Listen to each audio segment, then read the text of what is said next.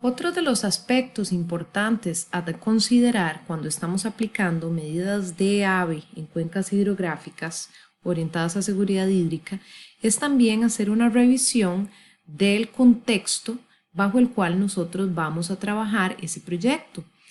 Primero, es muy importante hacer una revisión del marco legal, ver si a través de ese marco legal está gestionado el tema de aguas, el tema de riesgo, ver de qué manera la planificación territorial se trabaja en esa localidad.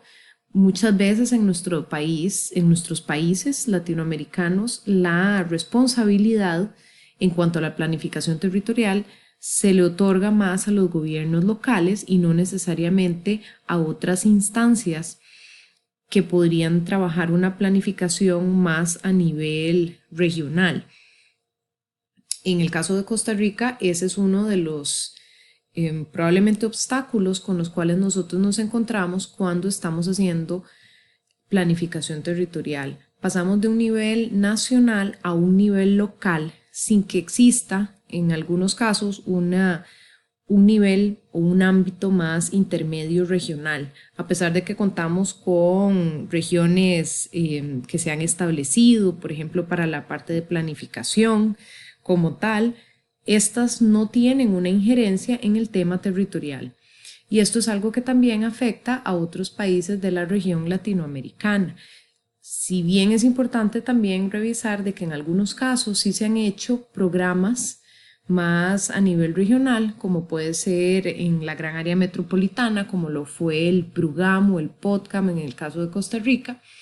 Sin embargo, muchas veces igual se trabajaban con anillos de contención, más orientados al tema de los límites administrativos y no tanto a la unidad espacial de la cuenca hidrográfica. Por lo tanto, esos son aspectos importantes que debemos de considerar en el momento en el que vamos a formular proyectos en cuencas, ver de qué manera ese marco legal o esa regulación nos permite a nosotros o nos facilita ciertos proyectos y de qué manera los obstáculos que nos podemos encontrar en ese marco regulatorio podemos trabajarlos para convertirlos en oportunidades de trabajo.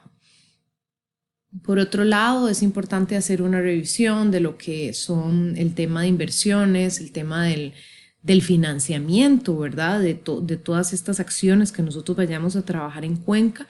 Es importante contar con una instancia de coordinación, una comisión de Cuenca o de microcuenca, que sea una estructura organizativa bajo el cual nosotros manejemos diferentes aspectos, entre estos el riesgo. Sin embargo, es importante que esa comisión esté dotada de recursos económicos y recursos humanos y técnicos, ¿verdad? Para poder hacer una gestión debida en la cuenca. Aquí en la diapositiva nosotros nos podemos ver la relación que existe entre el manejo convencional del agua, que tiene que ver mucho con temas de prácticas de irrigación, de reservorios, de manejo, de tratamiento de aguas residuales, de manejo del aguas subterráneas, de la protección de la costa, de los protección de inundaciones, que lo solemos asociar mucho a los famosos diques. En fin, algunos de estos ejemplos que los menciono son los más convencionales a los cuales nosotros estamos más acostumbrados a escuchar, ¿verdad? El tema de la ingeniería o la infraestructura gris versus, de alguna manera, pues la infraestructura verde o natural. Y que en este concepto es donde entran las medidas de adaptación basadas en ecosistemas. Estas medidas, como hemos visto, se basan en los servicios ecosistémicos para ponerlos al servicio del entorno y poder facilitar ciertos procesos en el tema de manejo de cuencas. Se ha visto a través de los diferentes casos de estudio de que para poder generar una gestión, una capacidad adaptativa en el manejo de aguas y frente al cambio climático, en realidad la combinación de estas dos, de infraestructura gris con infraestructura verde, es algo muy propicio que llega a generar beneficios tanto a las personas como a la naturaleza.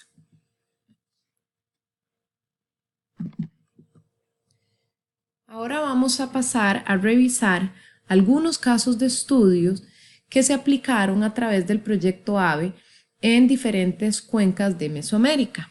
Sin embargo, antes es importante de que todo el preámbulo y toda esta parte conceptual que tenemos hablando de medidas de adaptación basadas en ecosistemas, empecemos a revisar en qué consisten estas medidas y cuáles actividades son las que conforman estas medidas. Por lo tanto, tenemos en primer lugar la medida de protección, conservación y restauración en zonas de recarga hídrica y de fuentes de agua. Y estas son las que se encuentran a mano derecha, algunas de las actividades que conforman esta medida. Por supuesto, hemos hablado de que el fortalecimiento o el fomento de una estructura organizativa que administre el agua en el área de intervención es fundamental.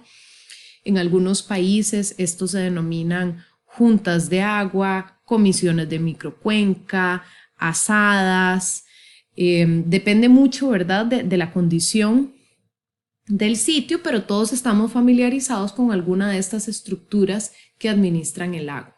Por supuesto que los procesos de sensibilización en torno a la seguridad hídrica, a la adaptación al cambio climático, jornadas de reforestación, establecimiento de viveros, también metodologías para determinar cuáles son las zonas de recarga hídrica, porque en algunas comunidades no se tiene claridad aún de dónde se encuentran estas zonas de recarga hídrica.